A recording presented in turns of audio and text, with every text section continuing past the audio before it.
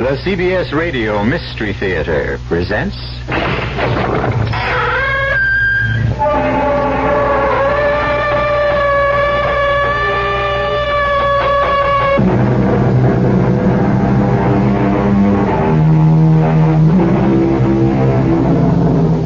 Come in. Welcome. This is E.G. Marshall. The doors of the mind can be opened into corridors of unlimited possibilities, where time and place have a way of melding into strange and provocative patterns. Most ghost stories take place in the dark of night, or when shadows are long and the moon is crossed by clouds. But we're about to meet a ghost at high noon, on a blistering hot day without a shadow in the sky. In the course of our story, the two women who are embarked upon a fateful journey find respite from the merciless sun when they are drawn toward a barn from which comes a very human sound. So dank and musty. What a place for a baby. The sound comes from there. No, the sound comes from over here. We're here. The sound is right here. Yes, and this is a crib. But Marion, I know there's no baby in it.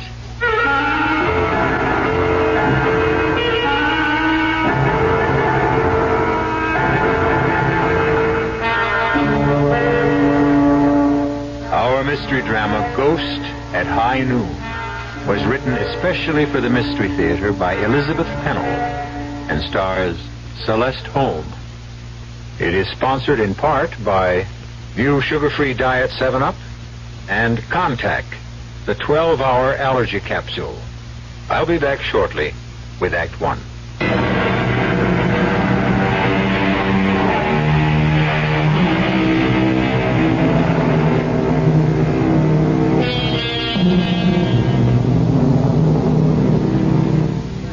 Our story begins on a long, straight ribbon of highway in an arid section of the western United States.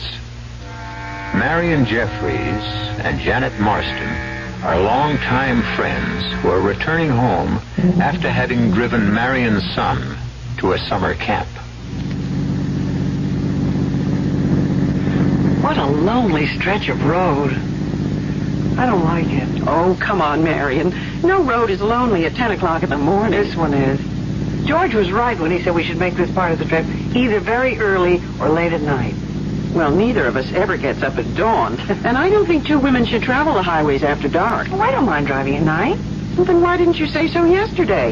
That motel we stayed in was certainly no prize. Well, not so bad. Anything to get away from home for a few days. Not from my point of view. Well, you can travel anywhere you want to at any time. Sometimes I do it only to keep from being bored. Nonsense. You don't know what being bored is like. I wanted to make this trip last longer. Really, Janet, it's an adventure for me. Well, I've enjoyed it, too. It's given us a chance to catch up. But I must say, this stretch of highway is deadly dull. Well, I wouldn't mind if it weren't so beastly hot. There's not a car in sight. Marion, I have an uncomfortable feeling that there are things ahead of us on the road. Oh, I'm glad you're not driving. But don't you see those wavy lines? Shapes rising up, coming closer, and then fading away? Sure, heat haze. And over there, look. Nothing but bare, dry land and sagebrush. I swear I see buffalo and Indians. This terrible August heat has gone to your head. But I admit I'll be glad when we get to the next... Uh-oh.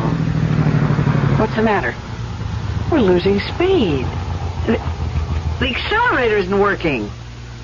Oh, please, let's not have a breakdown way out here.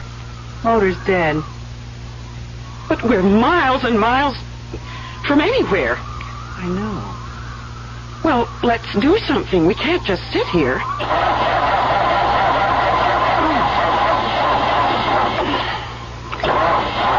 I'm just running the battery down. Then we'll be in a worse mess. Are you absolutely sure we have gas? Well, of course I am. Look at the gauge. And you remember when we got it. I'll look under the hood. Isn't that what you're supposed to do? Well, if you know what you're looking for. Good Lord, feel that blast of hot air. You'd better get back in while I check the manual. It's here, somewhere in the glove compartment. Marion, it must be 110 out here. Ouch! Matter? The hood. It's so hot I can't touch it. Well, get back in the car while the air conditioning lasts. We just better let the motor cool off. Cool off? In this blazing sun? Hurry, close the door. So now what do we do? I feel so helpless not knowing about what makes a car run or stop running. George always says, oh, skip it. I'm going to study this manual and see what happens when a motor's overheated. Maybe if I put on these gloves. Gloves in this weather? Well, then I could open the hood and look for a loose wire or You something. stay here. We'll think of something. I'm thinking very hard. No barn, no tree. Marion, what if we really are... Take it easy, Janet. I said this trip was an adventure, so let's make the most of it. Then I suggest that we get out and start walking. Absolutely not. The best thing we can do is sit quietly here in the car. That's not my idea of an adventure. Someone's bound to come along. Janet? What? Look. Look over there. Is your window closed tight? Make sure. It's a dust storm heading straight for us. That's not a storm. It's someone coming. But there's no road out there. Nevertheless, someone is coming. Well, they must be choking with dust. It's almost too thick to see us. We'll flag them. We'll flag them down. I'll get out and wave this scarf. Only, well, fantastic. It's horses. Janet, this is unbelievable. Look at what they're pulling. It's a mirage. It must be a mirage. No, they're real. Marion, you said I was suffering from heat Not wave. this time. You do see what I see, don't you? A covered wagon. And a man who looks at least 150 years old.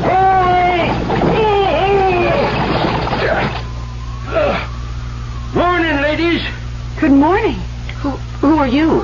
I'm usually called Old Timer, but my name is George. That's my husband's name.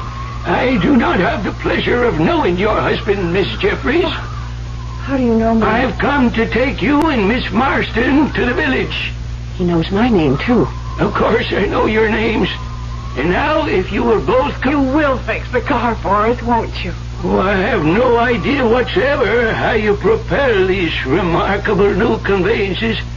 But you knew we were here. You must have come to help us. Oh, yes, I'm here to be of service. Come along, ladies. Murado is expecting you. Mirado?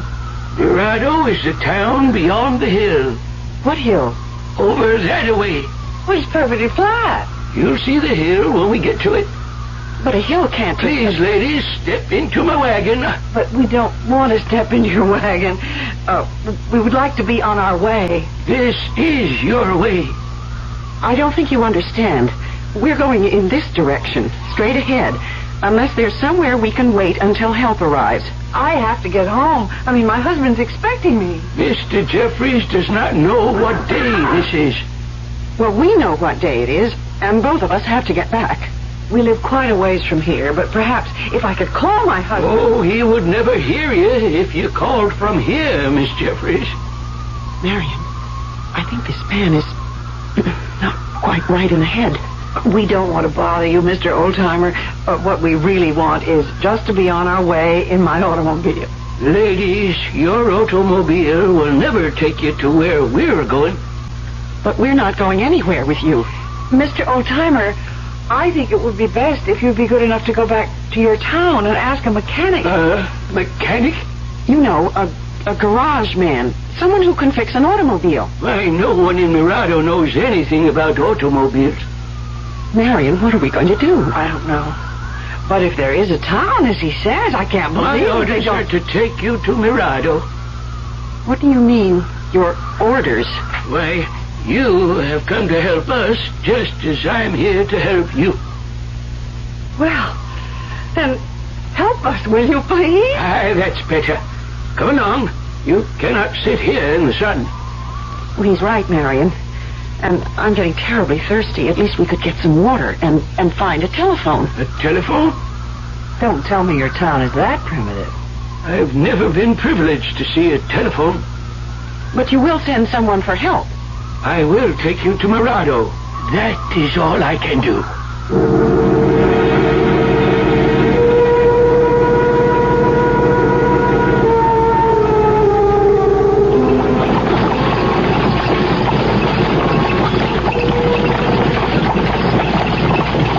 How strange to be riding in a covered wagon. It's not nearly as uncomfortable as I thought it would be. That's your idea. At least the countryside is changing. It sort of lulls you. Why, look, Marion, there is a hill, and we're climbing. But the horses seem so tired and old. I mean, you think we're going to make it? We're almost there. Down in the valley. That's Mirado. Incredible. And Janet, look. There are houses. Houses. That means there must be water. We have a fine village pump. And people who can help us. But this town is not on the map. I've studied the map very carefully. It shows nothing. Look down there, Miss Marston. See for yourself. Not very big, is it? But you must have a restaurant. We have a tavern, and a church, and a jail. What's the population? Well, that depends. Get along there, Jezebel. The street, Janet. Janet, where are the people? It looks deserted. No one round at this time of day. Why, Janet, it's a ghost town. Yes, you could call it that. But surely you don't live here alone. Oh, no, indeed. Now, will you please take us? Oh, no.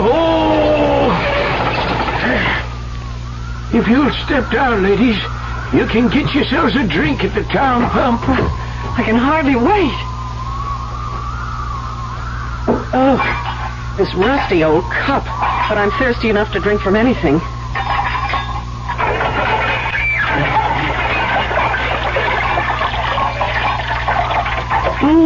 I'd like to put my head under it. Feels wonderful on hands and arms. But it tastes so brackish. Hasn't been used in a long time. Now, where can we go for help? I will show you the points of interest. No sightseeing right now, please. But thank you. Do you have a telegraph office? Oh, no, indeed, Miss Jeffries.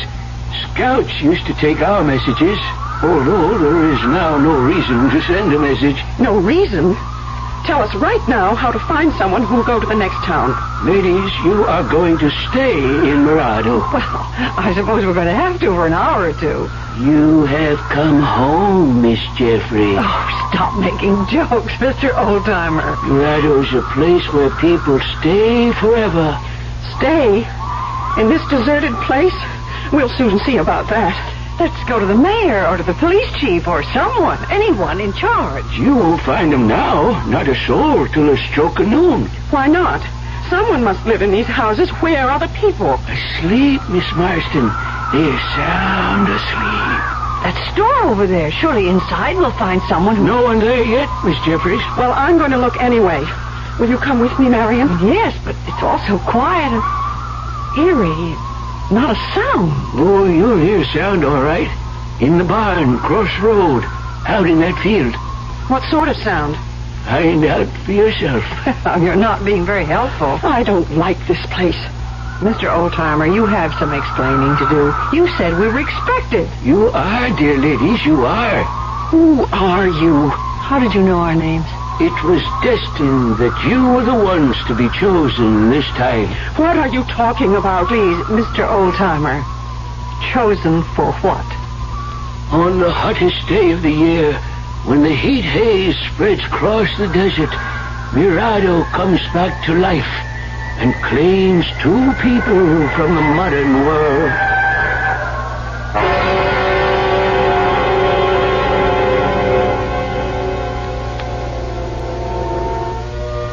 There may be no new thing under the sun, but a frightening prospect confronts Marion and Janet if Mirado really has a living past. It is possible that George is merely a foolish old man, touched in the head by too much heat. But on the eerie streets of a ghost town, you never know what sinister forces may be at work. The two distraught ladies seem to be getting further away from help with each passing moment. We'll return to them and the old-timer shortly with Act Two.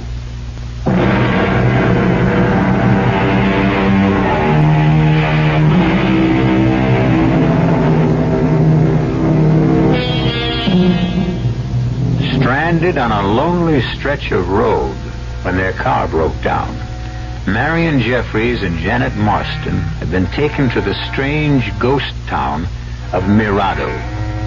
In vain, they have tried to persuade their ancient escort to help them get back to civilization.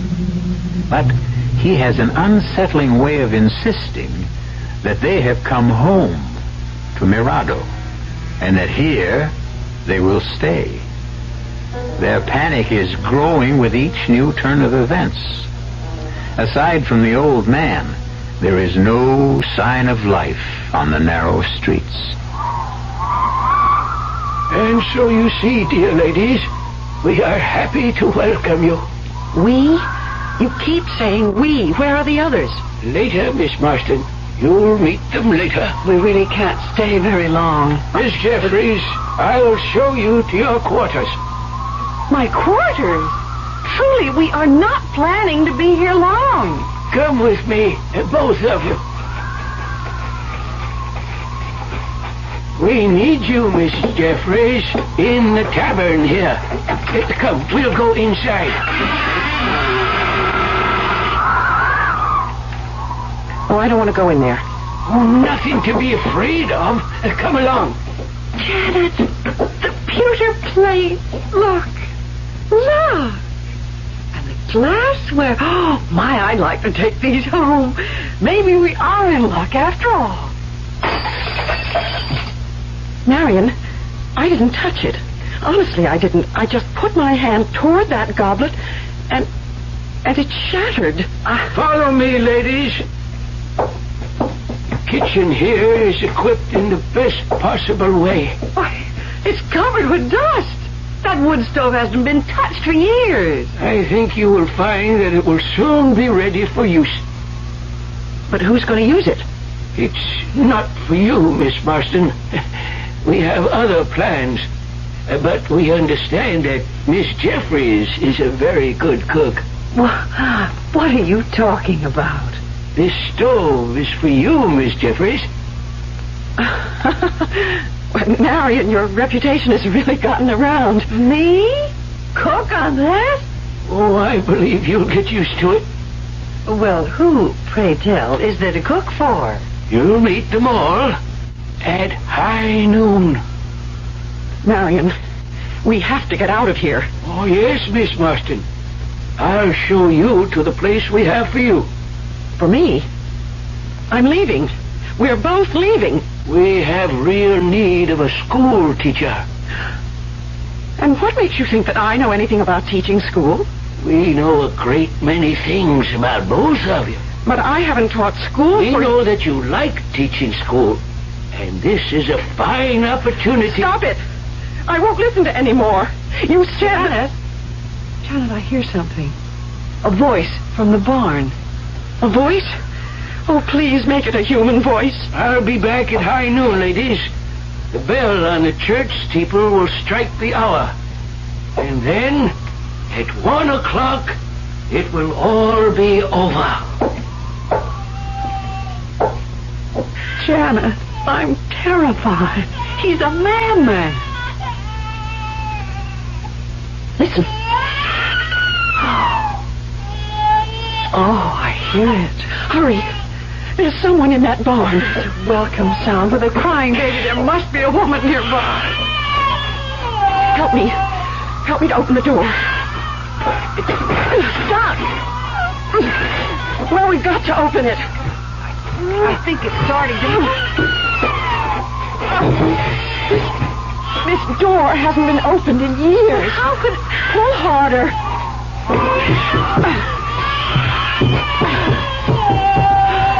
Oh, there. So dank dark and musty. What a place for a baby. The sound comes from over there. No, the sound comes from over here. Right here. The sound is right here. In the corner, look in the corner. I don't see anything. It's so dark. A crib.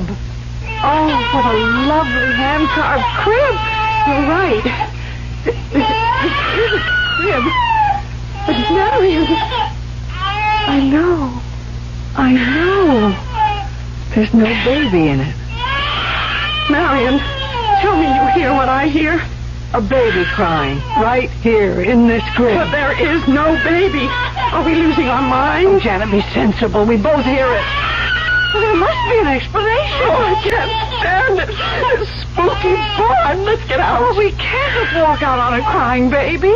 You look on that side, I'll go over here. But Marion, I'm frightened. I always was afraid of the dark. Janet, we've got to keep our heads. That baby must be here somewhere. It's weird. There's no sense to any of this. Now, come on. There must be something about the acoustics of this old barn.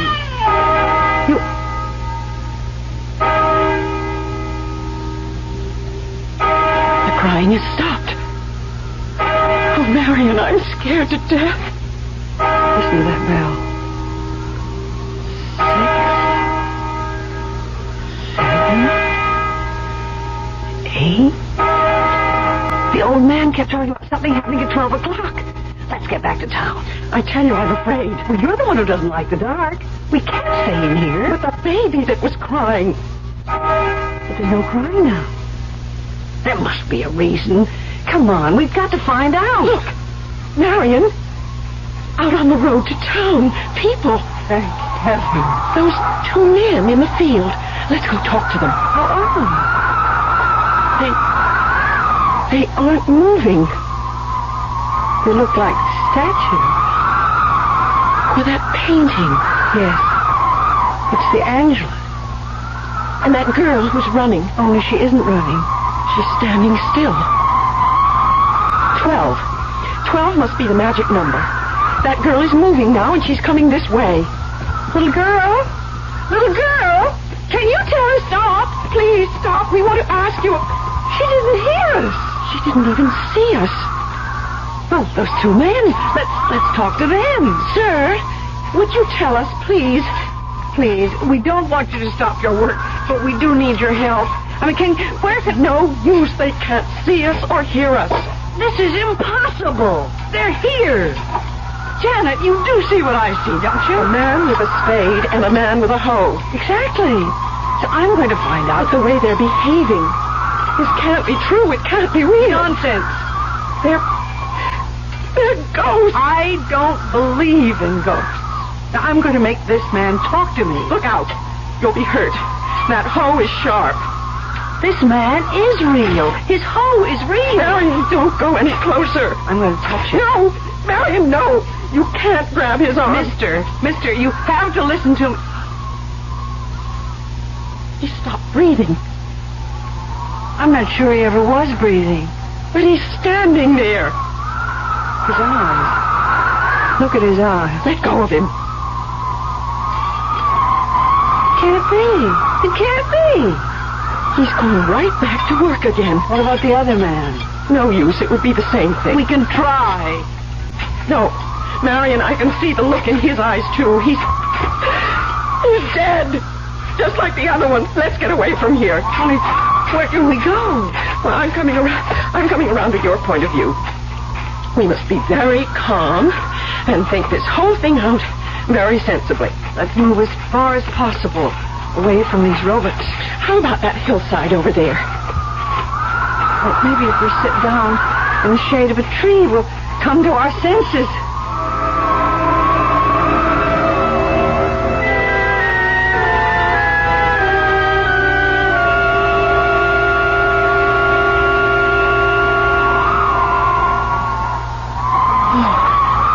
It's peaceful here. But, Janet, we can't stay here.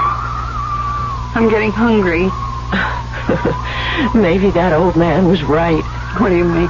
Perhaps you do belong in the kitchen.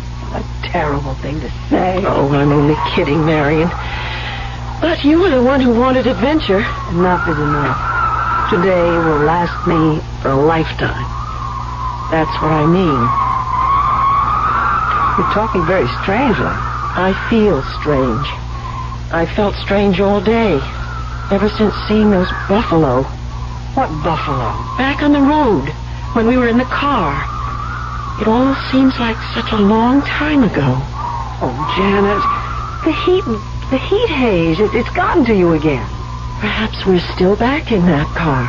No, we're here, in Mirado. And that is the strangest part of all. I agree that Mirado is a very unusual town. But now that it's 12 o'clock, if George was right, if we just go down to the center of things... Marion, do you really believe there is such a town as Mirado? But, Janet, you can see it from here, just as clearly as I do. Listen. I've heard that sound before, when the old man came. No, but this is different. The way they're traveling, this must be young men. And they're heading down the main street. There must be someone who can help us. Ghosts. They're all of them ghosts. Janet, snap out of it. Come on. Where are we going? Back into town. I don't think I can stand any more of these ghostly people. But the horses, Janet. Maybe we can get some horses and ride away from this frightening place. I haven't been on a horse in 1,000 years. Neither have I, but we can try. Oh, Janet, we can try.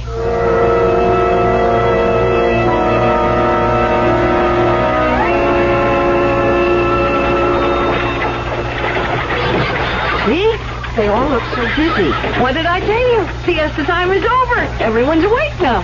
They're far from awake, Marion. The blacksmith shop's over there. And that should be the place to find out about the horses. Hello, ladies. How you getting along? It's the old-timer. Thank goodness, Mr. Oldtimer. George, please, we can talk to you. At your service, ladies. You'd better be of more service than you were the last time. Well, I know it was you who brought us here, but we simply don't understand. It's all very simple, Miss Jeffries. You heard the clock strike 12? Yes, we heard the clock, and we can see the people. I had my orders. Everything will work out within the hour. Good. Then you will take us back to civilization. Nothing of the sort. As I told you before, you're staying here. But we don't belong here. Those other people, they're ghosts. Told you over and over again. You have been selected. But you said at 12 o'clock we would understand. And that everything would be all right. It is, dear ladies, it is. We need you, both of you, to go with the others. We'll pay you well, very well, for you to take us away from here. Anything you ask. I do only what I'm supposed to do for Mirado. There is no such place as Mirado. Right before your eyes, Miss Marston. As you said yourself, it's a very busy town. Oh, Janet, come on. We're going to the blacksmith shop.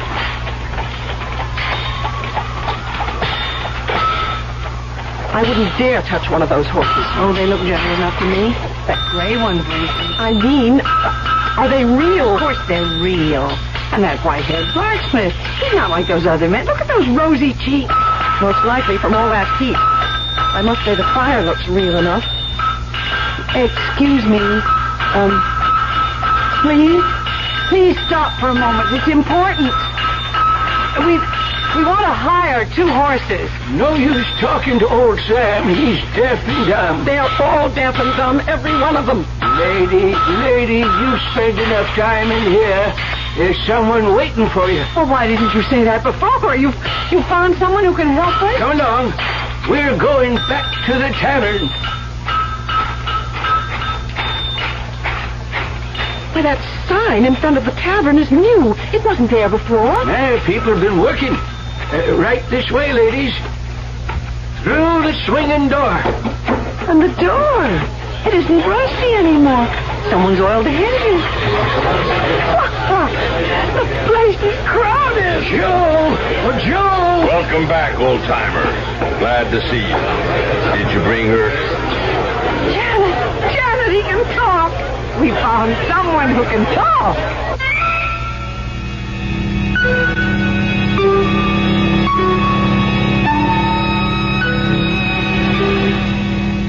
Well, things are looking up.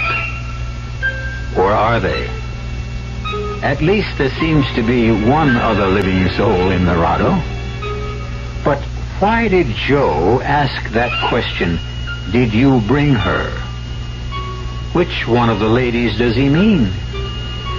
It doesn't sound as though he's going to help them get away. Marion and Janet may be in yet deeper trouble. And the mystery of this ghost town is far from solved. I'll be back shortly with Act 3.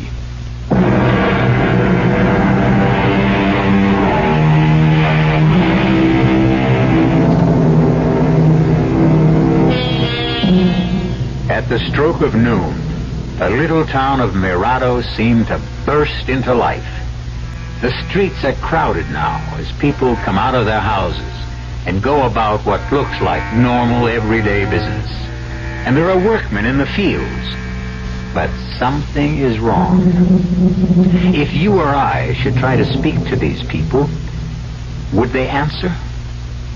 Our two frightened travelers had no one to turn to except the old-timer. But at last they have heard the sound of another human voice.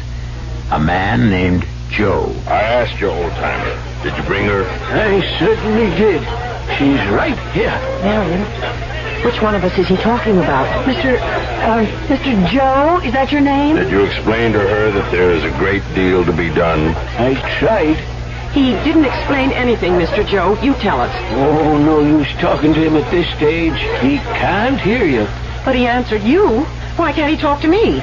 Not 1 o'clock yet. You're still in the other world. I'll make him talk. Your name is Joe. You run this tavern, and we need help. Old-timer, did you show her the kitchen? Marion, it's you he's talking about. We got plenty of complaints today about the food. Look at all the customers. Yeah, looks like a full house. Did you show her where everything is? Try to, but so far, she doesn't seem to quite understand. Oh, she will. You tell her we'll take real good care of her. Nobody ever any more popular around this town than the cook. What'd you say her name is? Miss Jeffries. You stop talking about me like that and talk to me. You hear? Like I told you, Miss Jeffries, he cannot hear you. You've got to hear me. Now, please, Mr. Joe.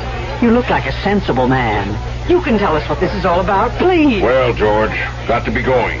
Trouble in the kitchen. See here. He can't see you either, Miss Jeffries.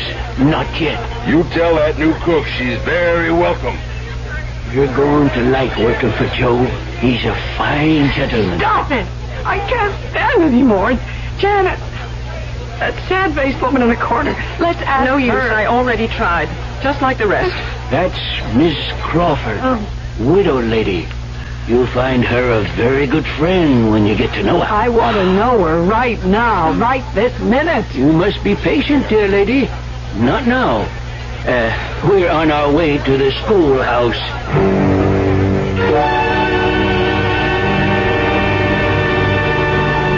We're here, everybody.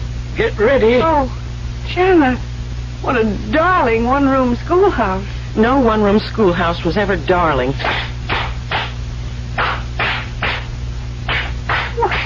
These children are charming.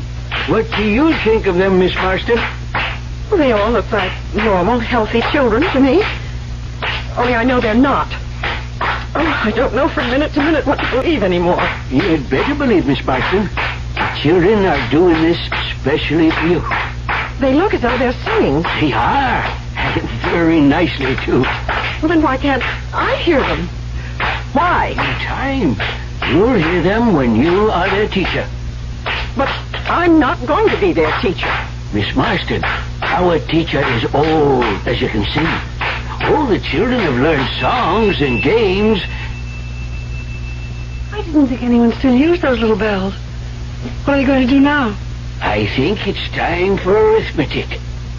Oh, what a bright-looking little girl. The one going up to the blackboard. Yeah, you see? 7 times 9... 7 times 9 does not equal 56. That's just what I mean, Miss Marston. But that teacher is nodding her head. This is outrageous. Just as I told you. We need someone like you around here. Why, I'm going up to that blackboard and put her straight. Oh, no, Miss Marston. You can't do that yet. But I'm going to. Don't do it, Miss Marston. Children, this number on the blackboard is wrong. Here's the way it goes. Oh, dear, this chalk, the chalk won't write on the blackboard. Don't worry, Miss Marston. Here, young lady, you take the chalk and I'll show you the right answer. They've gone back to that game. Here, now I want to show you something. It's no use, Miss Marston. None of them can see you. Well, then why did you bring me here? So you'd know what to do later on. You keep saying that. We've been looking for someone like you for a long time, Miss Marston. And you've come to us at last. You will be there, teacher. You must be joking. Everything is a ghastly, hideous joke. That will be enough, children. It's time for us all to go. Marion, I have a feeling that the stage is being set for some tremendous The hour catastrophe. is approaching, and I must get to my station. Old-timer, please don't leave us. George, you're our only hope. It's 1 o'clock. Hurry! Run to the town hall!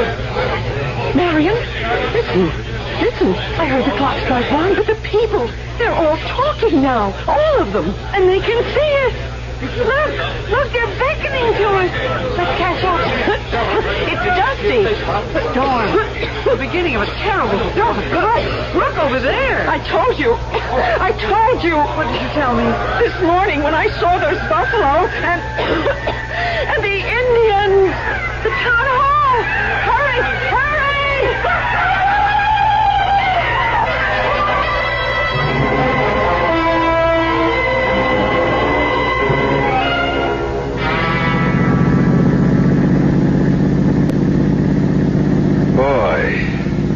This sure is a stinking piece of road. Come on. It's my favorite stretch of highway. I'm glad it's not my Pete. Well, if you had the right car, you could do 200 miles an hour along here. Yeah, well, watch it, bud. A cop's supposed to set an example.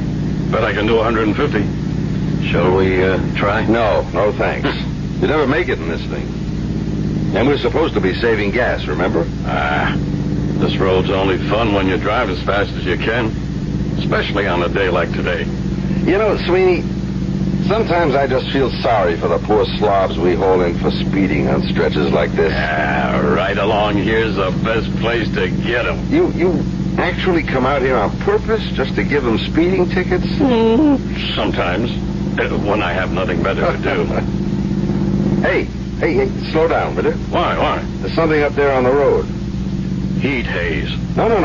Come on now, Sweeney, slow down, will you? Hey, I think you're right. It's a stalled car, that's for sure. Yeah, rotten place to run out of gas. California plates. Nobody in it. Maybe they're sleeping. Well, we'll soon find out. This is supposed to be your day off. But I'm still on duty, so here goes. No, I'm coming too. Man, feel that heat. Nobody in the car, Sweeney. Oh, they'd be crazy if they were. I got the license number. If it's unlocked, there should be a registration. Find anything? Yep. Belongs to a Mr. George Jeffries, Vallejo Street, San Francisco. You want me to get that down? Okay. But where's Mr. Jeffries? Wait a minute. Ladies' gloves in here. And a scarf. Guess he wasn't traveling alone. It looks like women's luggage on the back seat, too. Say, you don't suppose it was some dame who got stuck way out here all by herself, do you? No, it's my hunch that there were at least 2 people in this car. But whoever they are, they took the ignition key. Air conditioning. That wouldn't work if the motor conked out. Yeah. But which way do you think they'd go? Wouldn't be stupid enough to walk on such a hot day. They got a ride. Well, we didn't pass anybody coming this way. They must have gone straight ahead. Yeah. Could have been some time ago. But what do you think? Should we push the car off the road? Car's in plain sight. No traffic. And Midway's only about 10 miles. We'll find them there.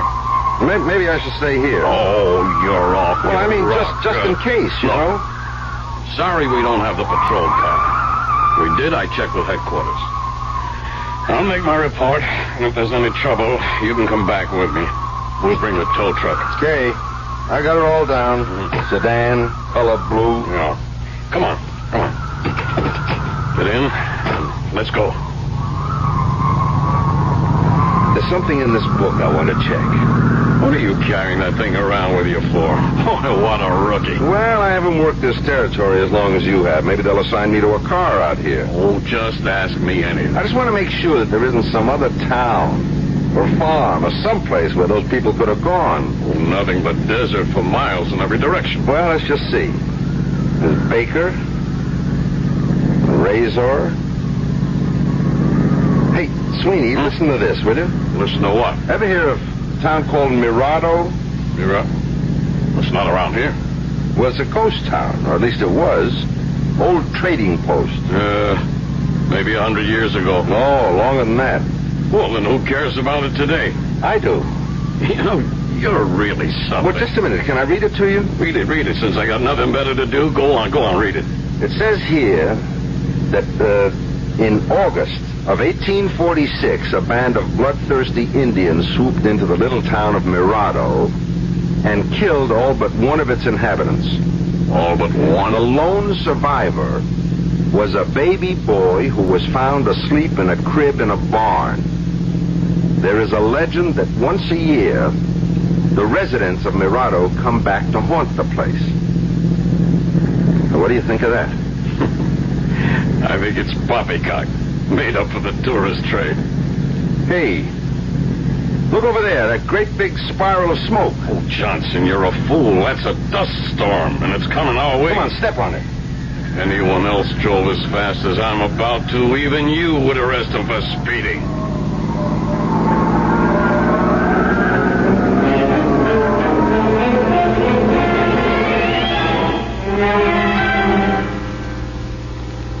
Some people believe in predestination, and almost everyone, at some time in life, comes across a ghost. Our traveling ladies may have met with an unfortunate accident, or perhaps they really were sojourners in time, who found a better, or at least a different place to fit into the scheme of things. The ghosts of times past are all around us, and legends persist. The present is made up of the past, and a clock of 1 century tells time in another. I'll be back shortly.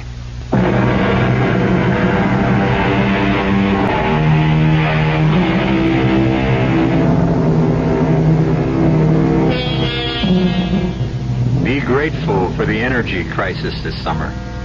It may keep you from driving along a deserted highway. Check your automobile and drive with care. There could be a ghost town waiting for you. Our cast included Celeste Holm, Francis Sternhagen, Nat Polen, and Gilbert Mack. The entire production was under the direction of Himan Brown. Now, a preview of our next tale. I've got some clues. I have those tire marks. They made a mold 5 years ago. And I've got this little button made of bone. It was clutched in Grover's hand. Take a look at it. I looked. There was a little button. The sleeve button. From a corduroy jacket. One of the host of buttons that adorned that jacket. The jacket I had worn that night. I never even noticed the one that was missing. That jacket. I still have it. I don't wear it often, but I still have it. It's in one of my closets. What you're saying is that if you can find the jacket it came from, you've got your killer. That's right. I've got it. Radio Mystery Theater was sponsored in part by Buick Motor Division and Anheuser-Busch Incorporated, Brewers of Budweiser. This is E.G. Marshall inviting you to return to our Mystery Theater for another adventure in the macabre. Until next time, pleasant dreams.